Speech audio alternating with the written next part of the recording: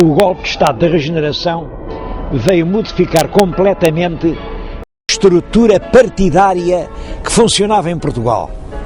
Até aí a luta é entre cartistas e setembristas. Cartistas é a direita, setembristas é a esquerda. A partir daqui vai-se falar em regeneradores históricos. Regeneradores serão a direita, históricos serão a esquerda. É claro, isto no sentido em que a palavra esquerda-direita podiam ter então algum sentido. É claro, há outros partidos, mas são minoritários, não têm realmente grande importância eleitoral. Mais de 90% dos portugueses são ou históricos ou regeneradores. E como é que se escolhe o partido que deve estar no governo? O rei escolhe o chefe de um partido e manda-o formar governo.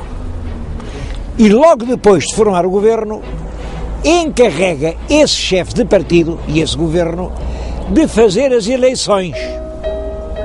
Claro que, como quem faz as eleições ao governo, o governo ganhava sempre as eleições.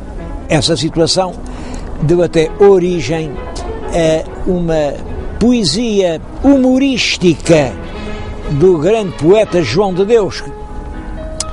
Há entre el rei e o povo, por certo, um acordo eterno. Forma el rei, governo novo. E logo o povo é do governo, por aquele acordo eterno que há entre el rei e o povo. Graças a esta harmonia, que é realmente um mistério, havendo tantas fações, o governo, o ministério, ganham sempre as eleições.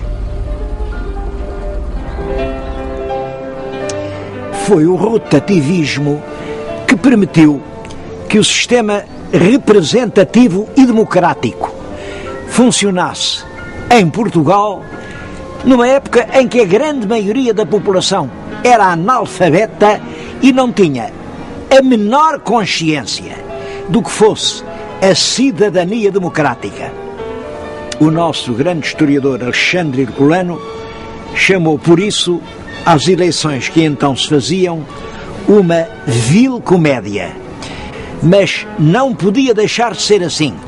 Era uma comédia indispensável nas condições sociais em que Portugal se encontrava.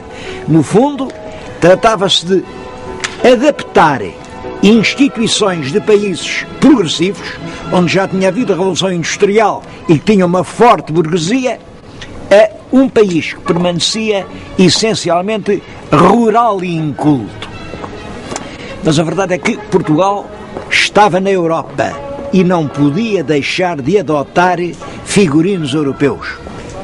Só uma educação progressiva de todos os estratos da população e o fomento da consciência cívica, isto é, dos direitos e deveres de cada indivíduo como cidadão, como membro de um conjunto, tornava possível um voto consciente e livre, que se baseie na nossa própria opinião e não na ordem dada pelo cacique, para o qual se trabalha e do qual, portanto, naturalmente, depende o pão que cada um come com os seus filhos.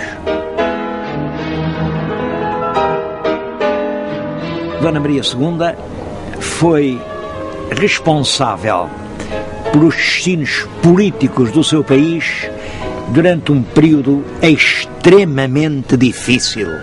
A rainha foi muito aconselhada pelo marido, Dom Fernando de Saxe-Coburgo-Gotha. Foi ele o construtor deste castelo-palácio da Pena, que é nitidamente germânico. Já no século XIV, aqui, nestes picos rochosos, havia ermidas e frades. O rei Dom Manuel I andava por aqui quando viu ao longe virem as naus de uma armada, a armada que vinha da Índia. Era em 1502. Era a segunda armada da Índia. E ele tão contente ficou fez uma promessa: vou mandar aqui construir um mosteiro. E mandou.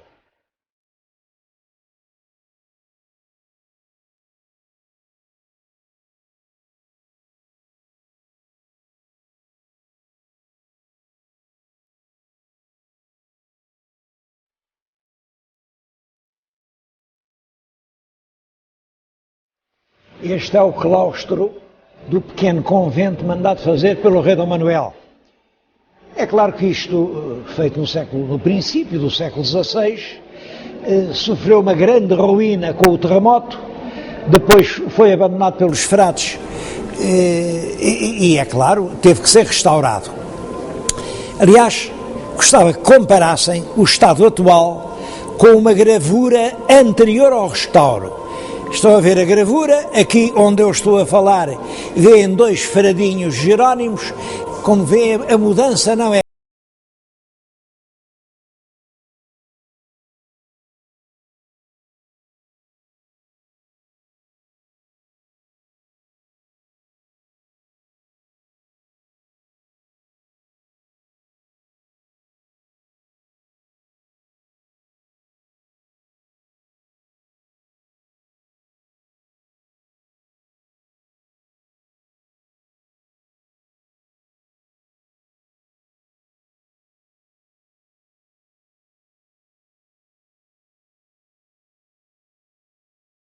expulsos em 1834 e todo o convento estava a cair em ruínas quando um marido da rainha Dona Maria II, o Dom Fernando, comprou isto e resolveu transformar o que restava do convento num palácio. A igreja ele restaurou-a, por exemplo, aquele vitral foi ele quem o mandou fazer na Alemanha e é uma glorificação do rei Dom Manuel. Veio aqui o rei Dom Manuel I, está exatamente assim a segurar o conventinho da Pena, como ele era antes das obras. Além vê-se o Vasco da Gama que regressa da Índia, estão os navios ao fundo, em cima é Santa Maria e São Jorge, e mais em cima ainda são as armas, a heráldica da Casa de Saxe, Coburgo-Gotha, e da Casa de Portugal. É impressionante como um príncipe nascido na Alemanha, que de Portugal não tinha nada a não ser ter casado com a nossa rainha, presta esta homenagem às navegações portuguesas. E como veremos, todo o palácio é uma homenagem a Portugal e à sua expansão no mundo. Mas aqui na igreja, o mais importante é o retábulo de alabastro de Mestre Nicolau de Chantrenne.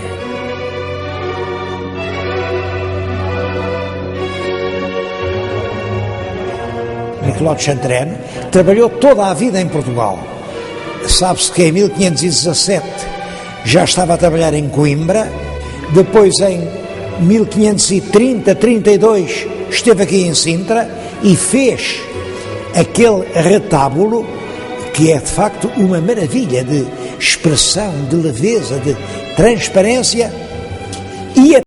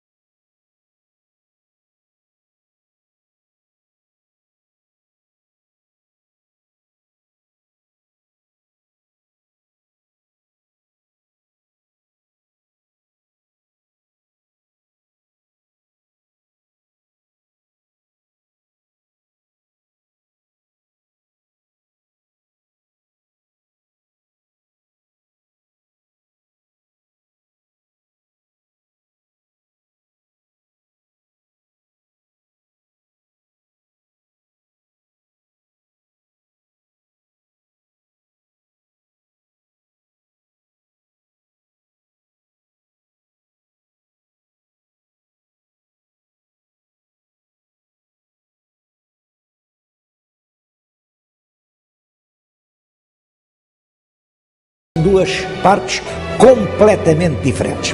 Bom, mas é a altura de eu lhes dizer quem era o tal rei Dom Fernando. Temos aqui um retrato dele, enfim, já num escultor francês, mas há muitos outros retratos. Ele casou muito novo, casou aos 20 anos e teve um papel extremamente importante na política portuguesa. Há quem diga que ele nunca se meteu na política, que só queria saber disto das artes.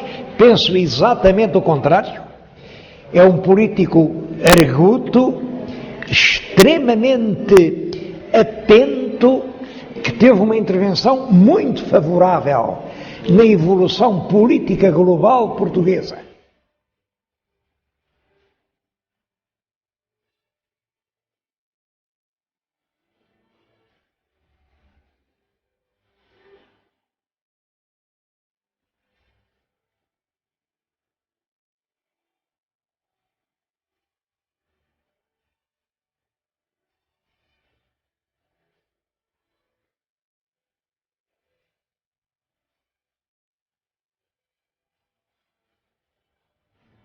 O Palácio Novo já tem características completamente diferentes.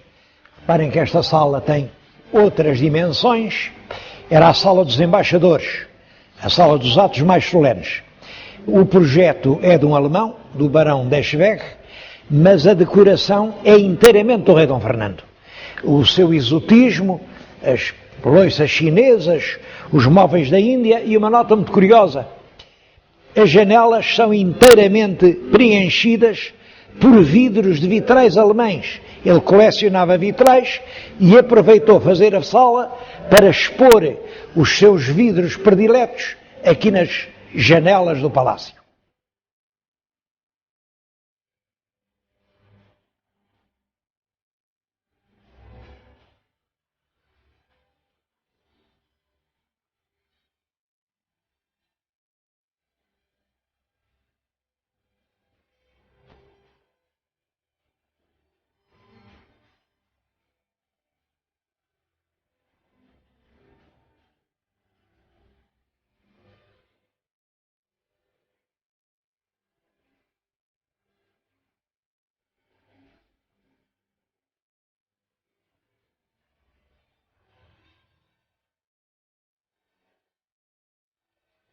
Mas quem visita um palácio destes gosta sempre de dar uma espreitadela na cozinha.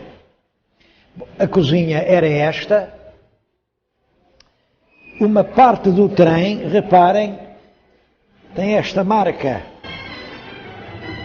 São as armas da Casa Real.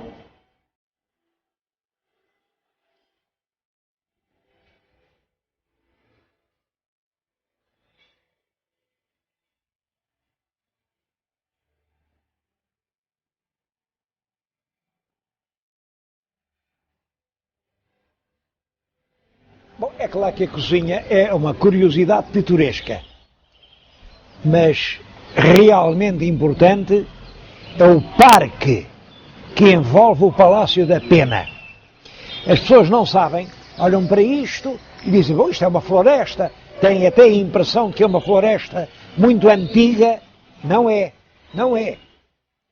Antes do rei Dom Fernando ter decidido construir aquele palácio, isto eram montões de penedos desérticos, não havia aqui uma sombra, era realmente uma coisa hostil, agreste. Vieram arquitetos, estudaram-se os solos e o rei, à volta do seu palácio, em 200 hectares, meteu árvores uma a uma, encaminhou as águas, inventou os lagos. Este lago é artificial, não havia aqui lago nenhum. Dentro do lago inventou uma ilha, é aquela. De cima da ilha inventou uma torre. À volta do lago inventou uma floresta. São essas invenções todas juntas que fazem da Pena, toda a gente lhe chama, um dos paraísos da Europa. A beleza da Serra de Sintra vem desta floresta que foi inventada por um rei romântico há menos de 200 anos.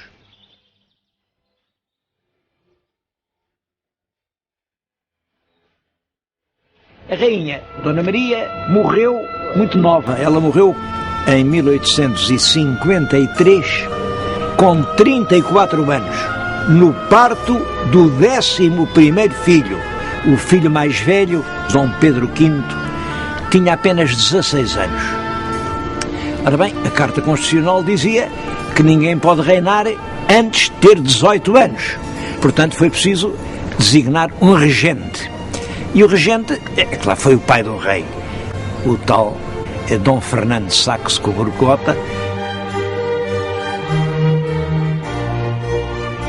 Dom Pedro V só veio a ser aclamado quando fez 18 anos, em 1855. Entretanto, andou a viajar pela Europa e a aprender.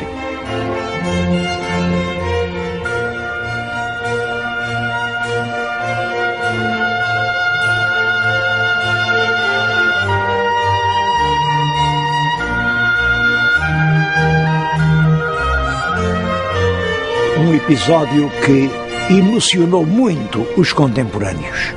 No ano de 1857, quando o rei tinha 20 anos, uma terrível epidemia de febre amarela assolou os bairros de Lisboa e fez milhares de mortos. Toda a gente que tinha um parente na província ou algum dinheiro para se meter no comboio e fugir, fugiu ao contágio pestífero. Mas El Rei não fugiu, ficou em Lisboa. E não só ficou em Lisboa, como foi visitar os hospitais onde estavam os agonizantes. Apertava-lhes a mão, desejava-lhes as melhoras, despedia-se até ao dia seguinte e deixava-os morrer na ideia de que El Rei de Portugal os tratava como irmãos. E ficou, na opinião do seu tempo, considerado uma espécie de rei perfeito, o príncipe ideal e generoso, em cujo culto e saudade se uniram os portugueses de todas as correntes. Bom, e realmente é certo que esse jovem deixou escritos que mostram que era uma pessoa inteligente, com um forte sentido de responsabilidade do Estado e um intenso desejo de progresso e de justiça. Mas é claro que ele reinou pouco tempo. Reinou apenas 6 anos, porque morreu aos 24 anos, vitimado por um tifo. E sucedeu-lhe no trono o irmão mais novo, Dom Luís, um príncipe que não tinha sido preparado para essas tarefas. Olha, ele andava no mar a comandar o navio, porque ele era oficial de marinha, quando recebeu pelo telégrafo a notícia de que o irmão tinha morrido e agora era ele o rei de Portugal. O longo reinado de Dom Luís, que vai de 1861 a 1889, portanto dura 28 anos, foi uma das épocas de mais rápido e constante desenvolvimento do nosso país. O rei, segundo a ideia do tempo, não intervinha nas questões de governo. Era o símbolo da nação, cumpria as suas obrigações constitucionais, mas entendia que isso de governar, de intervir concretamente na decisão dos problemas, isso não era com ele, isso era com o governo. A verdade é que verificaram-se progressos enormes. São do tempo de Dom Luís coisas que nós habituámos-nos a ver e nem perguntamos quando começaram. Por exemplo, as praias de banhos, os hotéis das termas, os grandes jornais como o Diário de Notícias, o Século. É também dessa altura progressos industriais. Nasce a CUF. A CUF foi durante muito tempo o grande polo industrial português. Fundam-se instituições, por exemplo, a Sociedade de Geografia de Lisboa, como o Ateneu Comercial de Lisboa, o Ateneu Comercial do Porto. É durante esse tempo que se publicam as obras principais de Júlio Diniz, de Antero do Quental, de Oliveira Martins, do Teófilo Braga, que é o introdutor do positivismo em Portugal, de Essa de Queiroz. Esta era a casa, a verdadeira casa, do Eça de Queiroz em Lisboa. É o Grêmio Literário. Fica aqui no Chiado, na Rua Evans. Ele vinha para aqui. Esta é a mesa onde ele escrevia aos seus amigos. Chegava à noite, sentava-se nesta cadeira, a esta mesa, tirava aqui o papel desta gaveta, e era aqui, com aquela letra comprida, rápida, que ele escrevia aos amigos. Ele chamava ao Grêmio Literário a sua quinta no Chiado. Daqui a pouco vamos ver a quinta. Bom, e aqui passam-se muitas coisas importantes da sua vida.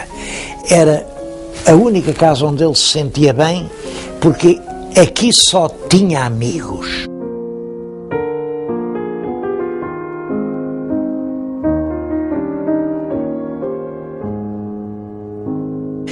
Se ele jantou aqui, não sei. Agora que olhou por aquela janela, isso olhou com certeza várias vezes. E lá embaixo, aquele jardim que veem, era a quinta com portas para o Chiado. Ele adorava a sua quinta com portas para o Chiado. É lá que eu vou evocar a vida de Eça de Queiroz.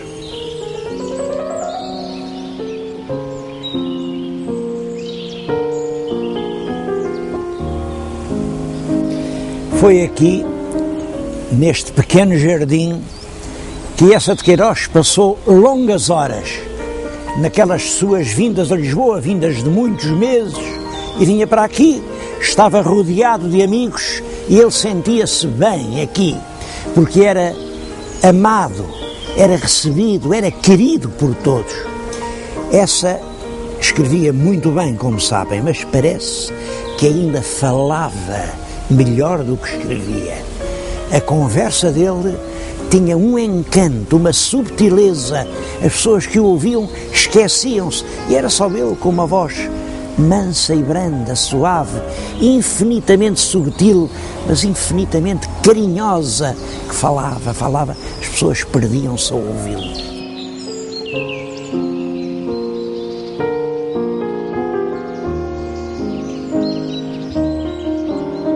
Talvez aqui não tivesse escrito, porque ele, para escrever, gostava mais, tinha assim uma secretária muito alta, era uma secretária muito alta, desta altura, punha-se em pé, escrevia em pé e com uma caneta nos linguados de papel branco, muito macio, muito calandrado, um papel que parecia cetim, a pena deslizava rapidamente. Bom, e depois ele aperfeiçoava muito essa prosa que escrevia. Prosa que, como todos sabem, foi a mais bela prosa que se escreveu em Portugal durante todo o século XIX. A prosa dessa, o que tem de superior é que é a prosa de um homem extremamente inteligente. Em essa, o lado cerebral, uma visão superior que o coloca muito acima das nossas pequenas divisõezinhas. Essa nunca foi político. Eu sei que os nossos críticos têm se esforçado muito para dizer, não, ele era daqui, não senhor, era daqui. Ó senhores, aceitem a lição de inteligência do Eça. O Eça não era de cá nem de lá, era um homem de cima. Ele compreendia e escrevia, e em tudo o que ele escreve há um dom de generosidade. É um homem que ama sem o confessar e corrige sem ofender. É um espantoso prosador. É claro que na primeira fase do Eça, o Eça tem duas fases nitidamente, e é um facto que marca uma da outra. É o Eça solteiro, o Eça que não teve mãe, não teve lar, não teve família, e portanto é um homem que não teve aquela moldura humana, aquele casulo de ternura sem o qual todos nos sentimos enregulados. Ele não teve isso, coitado, não teve. Isso sente-se na vida dele, sente-se, isso é um traumatismo terrível. Os primeiros escritos dele, eu creio que o Padre Amaro essencialmente reflete de uma maneira transposta e complexa, mas o drama do nascimento dele. É um rapaz que nasceu, imaginem, de mãe incógnita. mãe incógnita. Mas é um absurdo, pois é. É esse absurdo que vai realmente humilhar e ofender e magoar profundamente o Essa até ao casamento.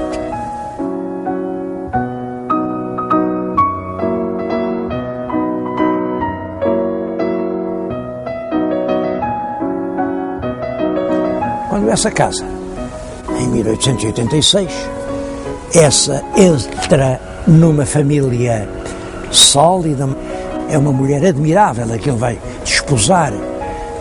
Emília de Castro é filha do conde de Rezende e é irmã de um rapaz que ele tinha conhecido no colégio do Lapa, no colégio do Porto, e que ficou amigo dele para toda a vida. Bom, esse casamento, essa entrada numa família em que há sentimentos, há valores, há estima, há respeito, falo, de certo modo, passar a ver o mundo de outra maneira. Até ao casamento, ele escreve as Farpas, escreve o Padre Amaro, escreve o Primo Basílio, escreve o Conde de Abranhos, escreve o Mandarim. Depois das Farpas, ele publica os Maias, que já são muito mais serenos, A Cidade e as Serras, A Casa de Ramires, A Vida dos Santos, O Suave Milagre. É realmente um molusco a quem tinha sido roubada a concha, reencontra a concha que lhe restitui a alma. São os dois grandes períodos da vida de Bessa de Queiroz.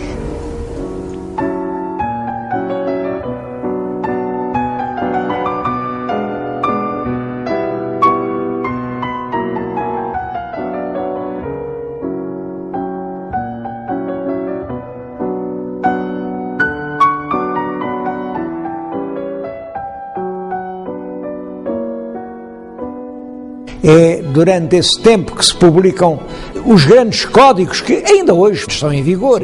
Claro que depois houve outras versões, mas essa legislação fundamental é do tempo de Dom Luís. Faz-se o primeiro censo em 1864 e a contagem deu 3.829.618. 14 anos depois, em 1878, faz-se o segundo censo. Nessa altura, os portugueses já eram 4.160.314. Isto representa um aumento de população muito rápido, que era evidentemente o fruto das novas condições de vida. Mas é também por essa altura que se dá, na cidade de Lisboa, a primeira greve de operários que se recusam a ir ao trabalho por salários miseráveis.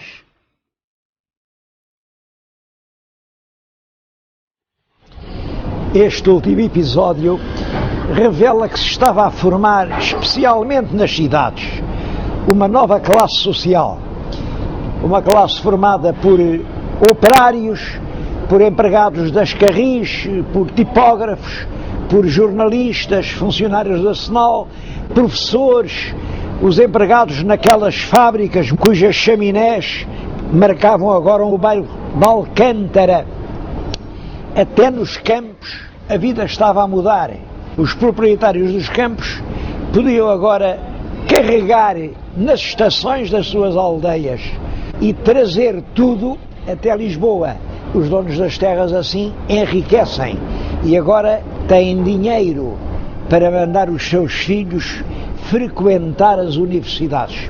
Eu penso que essa é a grande revolução portuguesa do século XIX, a revolução do comboio.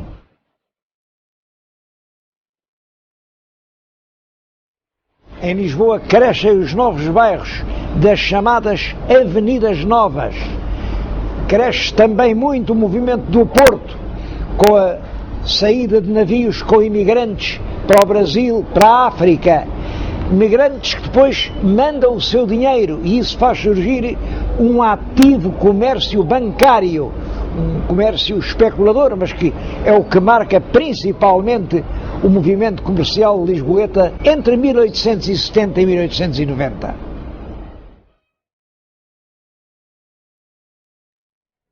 Eu estou a falar-lhes no Salão Árabe do Palácio da Bolsa das Mercadorias da Associação Comercial do Porto.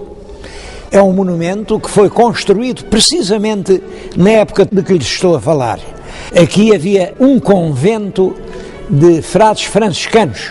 Foi incendiado na altura das Guerras Liberais, ficou em ruínas durante anos e anos. Então os comerciantes do Porto pediram que se lançasse um imposto sobre todas as mercadorias que entrassem na Barra do Porto. E esse rendimento seria aplicado inteiramente a fazer um edifício para Bolsa das Mercadorias dos comerciantes portuenses. E assim se construiu este monumento.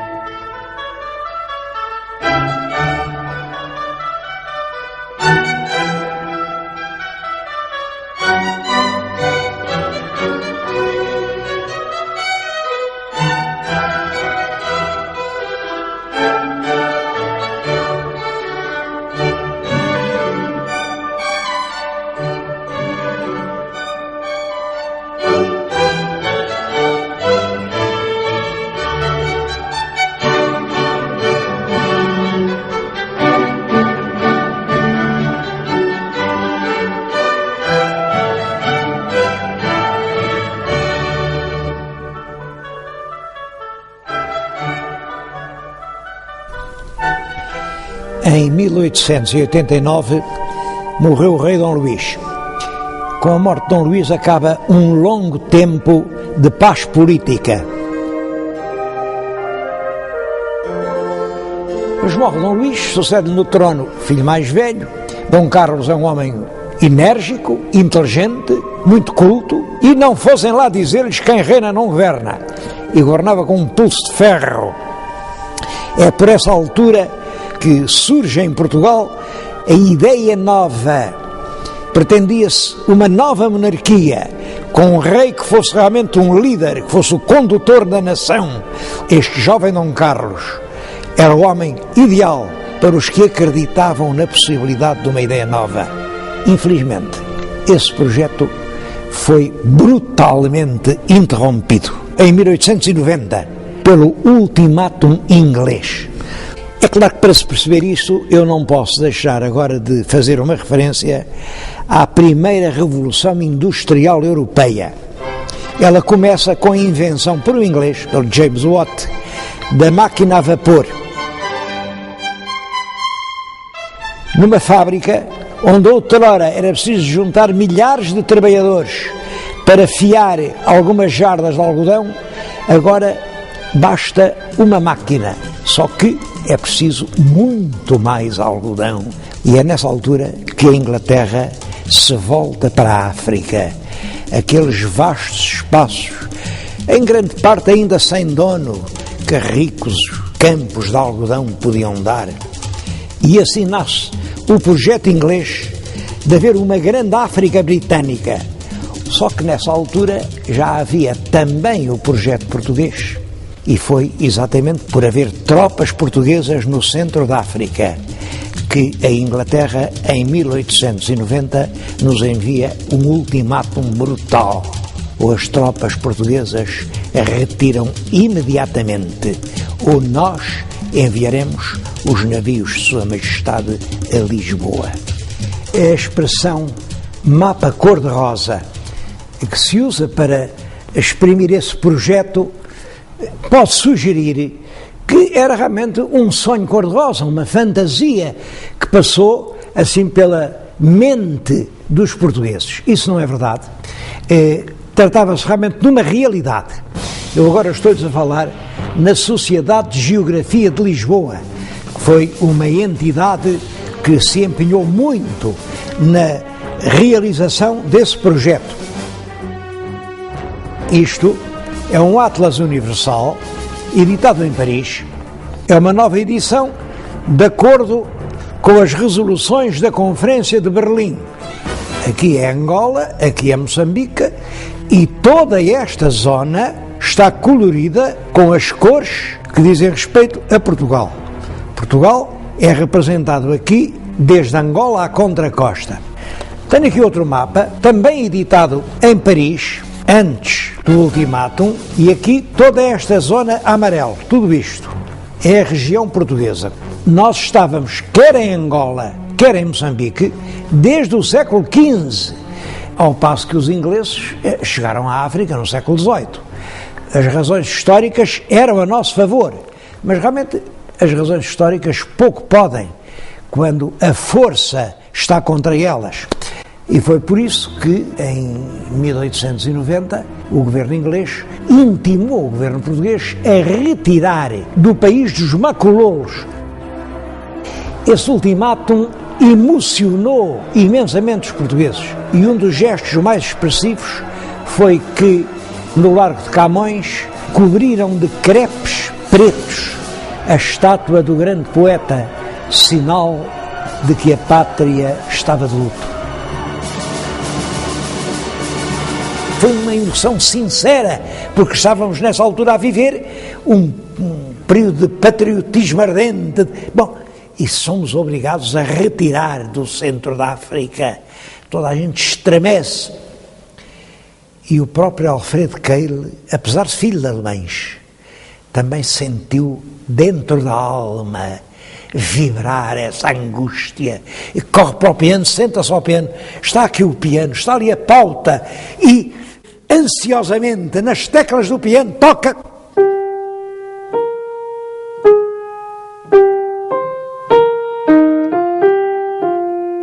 Chegou ao fim, leu, ficou entusiasmado.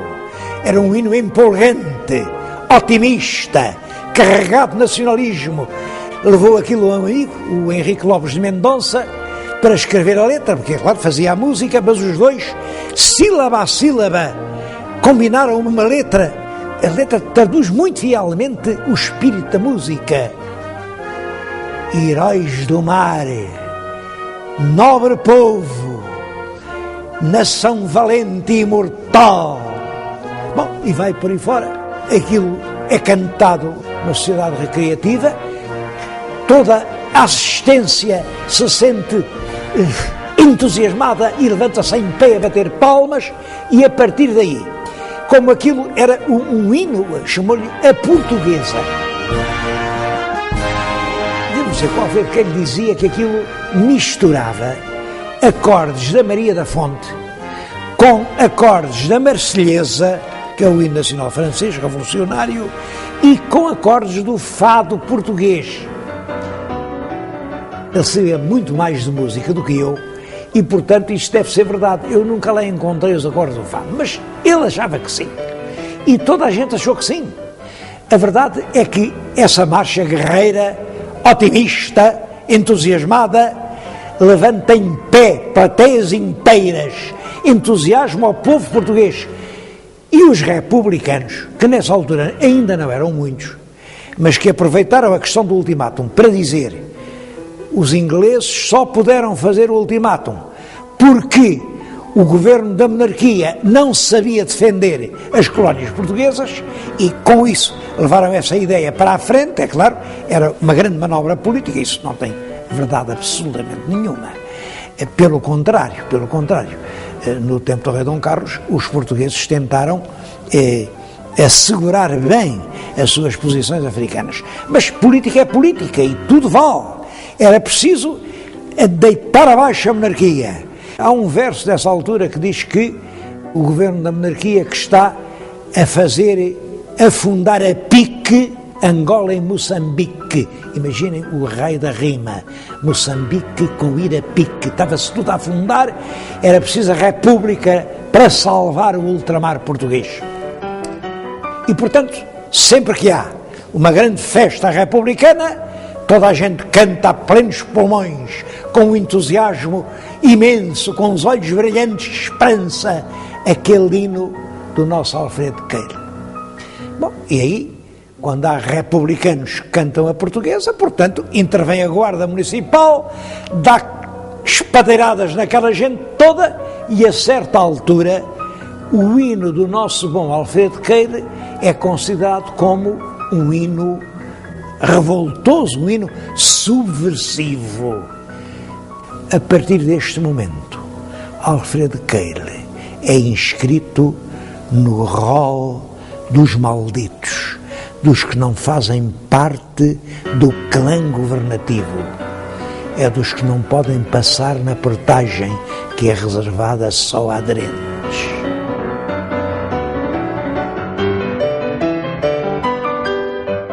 Como sabem, o rei Dom Carlos ainda era aparentado com a família real inglesa, e isso serviu para os republicanos entenderem que a monarquia não estava a defender corajosamente os interesses de Portugal.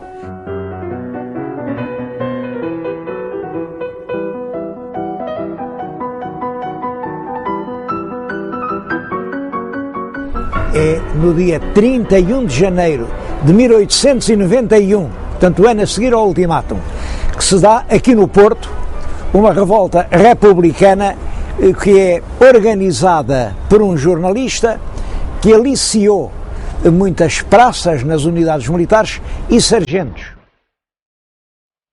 Lá embaixo, ao fim desta rua, era a Câmara, proclamaram a República e subiram depois esta rua a cantar a portuguesa. Aqui, onde eu agora estou, estava uma força policial que disparou sobre a multidão que avançava. Houve numerosos mortos. É claro que a Revolução, que não tinha, de facto, organização no resto do país, ficou por aí.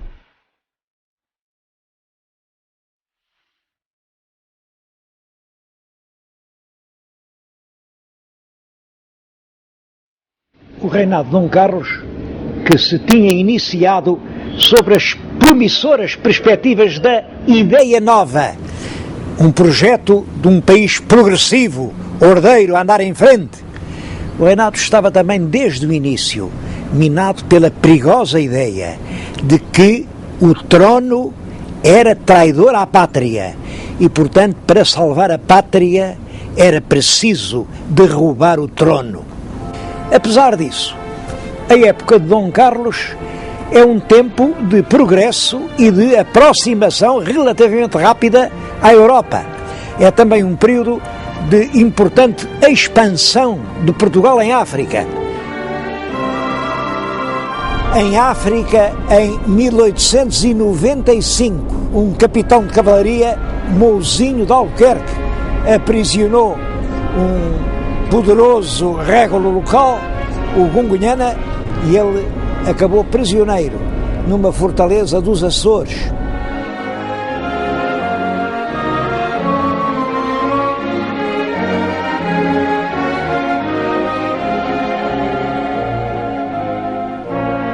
Em 1900 o país atinge os 5 milhões de habitantes e representa um crescimento demográfico muito acentuado. É o tempo das escolas primárias por todo o país. É o tempo em que o comboio faz uma rede que cobre o país inteiro. Há uma fase de mudança profunda na sociedade portuguesa. A política dos melhoramentos materiais alterou completamente a face do país. Lisboa atinge nessa altura pela primeira vez os 100 mil habitantes. E em 1894 foi inaugurada em Portugal a primeira fábrica de cimento. É exatamente junto dessa fábrica que eu agora lhe estou a falar. O cimento permite uma nova técnica de construção. No ano seguinte, em 95, os engenheiros em Portugal começam a introduzir o ferro na massa do cimento. Cria-se assim o cimento armado.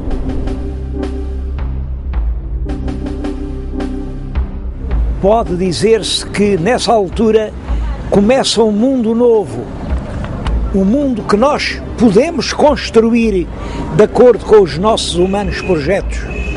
Os partidos da monarquia estavam esgotados e começaram as dissidências. De 2 partidos passou a haver 4 e um 5º partido que vai sempre ganhando terreno à custa das divisões dos outros, o Partido Republicano. Tinha poucos deputados no Parlamento, mas eram extremamente combativos. Tomaram como grande argumento contra o regime a questão dos adiantamentos.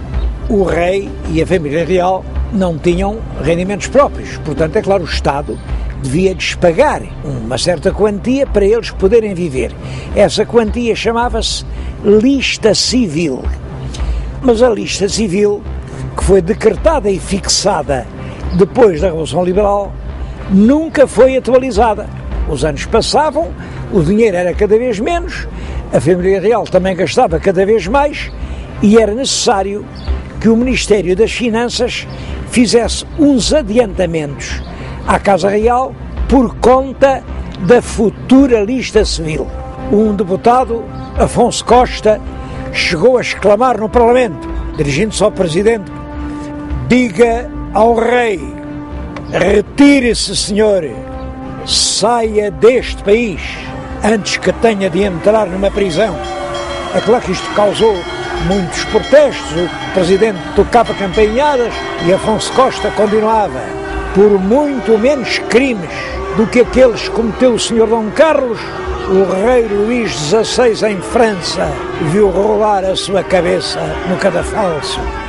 O Presidente chamou a guarda, expulsou o deputado, mas ainda foi pior. Por todo o país assinaram-se abaixo-assinados de solidariedade com o deputado Afonso Costa e foram entregues ao governo listas com 44 mil assinaturas. O rei entrou pelo caminho de dissolver o Parlamento, marcando novas eleições para o mês de abril de 1908. Devo dizer que isto estava de acordo com a Constituição, mas era ao máximo que a Constituição previa e, de facto, permitia ao governo governar sem o controle do Parlamento durante quase um ano. É esse período que se dá o nome de ditadura de João Franco. Devo dizer que essa dissolução do Parlamento causou um enorme alarme político. O Júlio de Vilhena, que era chefe do Partido Regenerador, escreveu no Popular a famosa frase: isto termina fatalmente por um crime ou por uma revolução. O Partido Republicano, aliado a um dos partidos monárquicos, que era o partido dissidente do Partido Progressista, esfiado pelo José de Alpuim, resolveu então fazer uma revolução em Lisboa para proclamar a República. Mal houvesse sinais de revolta em Lisboa, entravam na Câmara e aqui proclamavam que estava instalada a República em Portugal. O plano era curioso. Aquela porta que ali se vê dava para um elevador, o elevador que levava lá acima a São Francisco.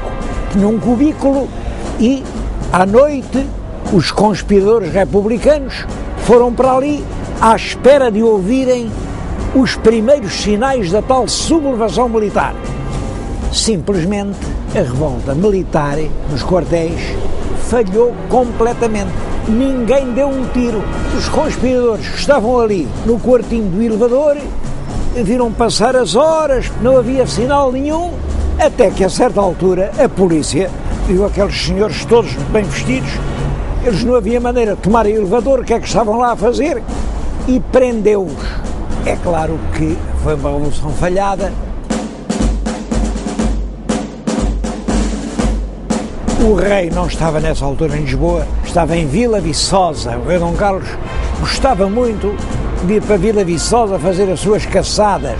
O primeiro-ministro, que era o João Franco, deu-lhe notícias da Revolução Gourada e submeteu à assinatura do rei um decreto-lei que dizia nem mais nem menos que isto: podiam ser deportados para as colónias todas as pessoas que fossem incriminadas por crimes políticos. Portanto, bastava ser acusado do crime não era preciso ser julgado.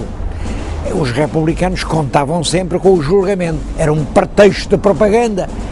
É claro que uma lei destas provocou, nos meios republicanos, uma indignação enorme. O rei assinou o decreto de boa-fé, no dia seguinte regressou calmamente a Lisboa,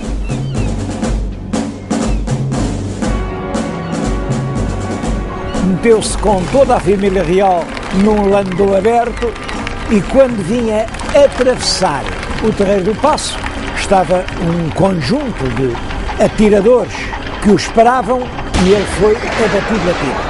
Mataram junto com ele o príncipe Dom Luís Filipe e o outro príncipe, mais novo, Dom Manuel, ficou levemente ferido. Esse regicídio representa, no fundo, o fim da monarquia em Portugal. O rei Dom Carlos era realmente um chefe de Estado culto, era ele quem exercia o poder, com ideias modernas, vagamente socialistas, sobre o Estado e sobre a sociedade. Portanto, a sua morte veio abalar profundamente o regime.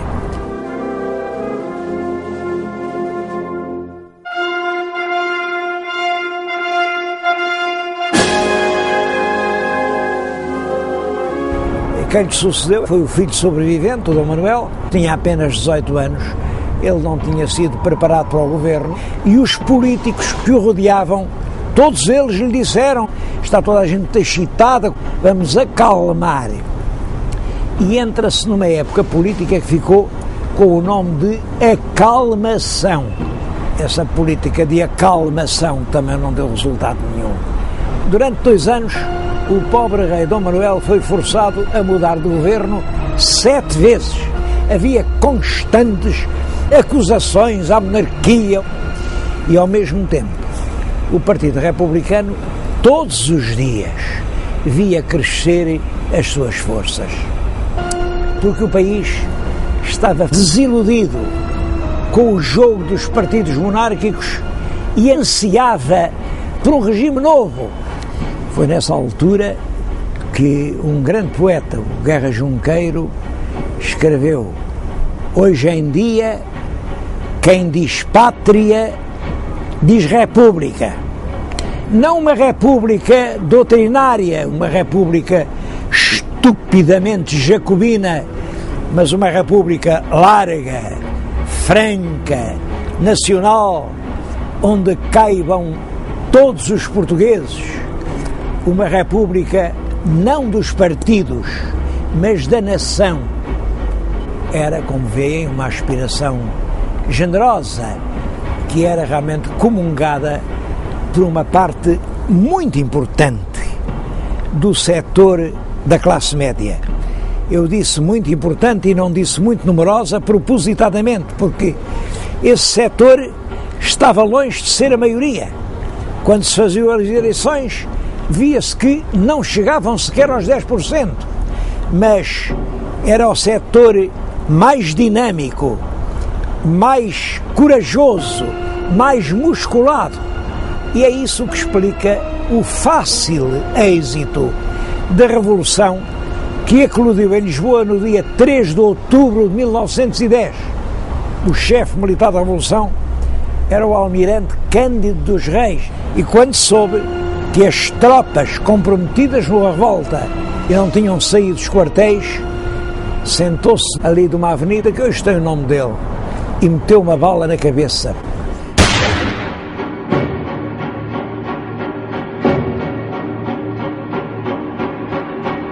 Os civis da Carbonária, esses é que vieram para a rua, quando viram tudo perdido, juntaram-se na rotunda, dispostos a morrer, mas a não se deixar vencer.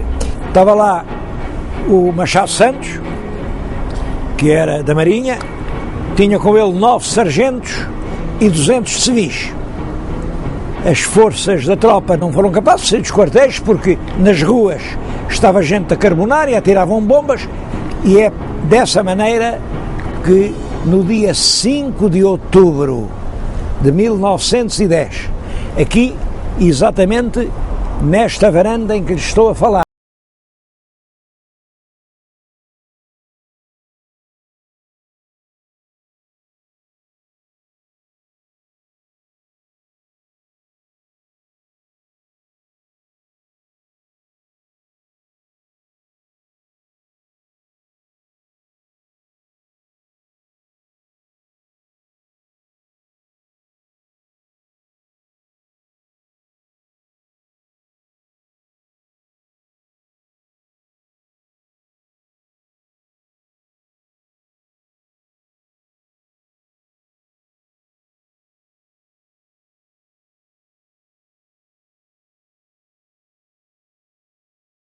Embarcavam em barcos de pescadores, iam para o iate de Dona Amélia, ainda julgaram que podiam ir para o Porto, mas no caminho o telégrafo tirou-lhes todas as ilusões, também no Porto tinha sido proclamada a República, e foram daí para o seu exílio de Inglaterra, de onde nunca mais voltaram.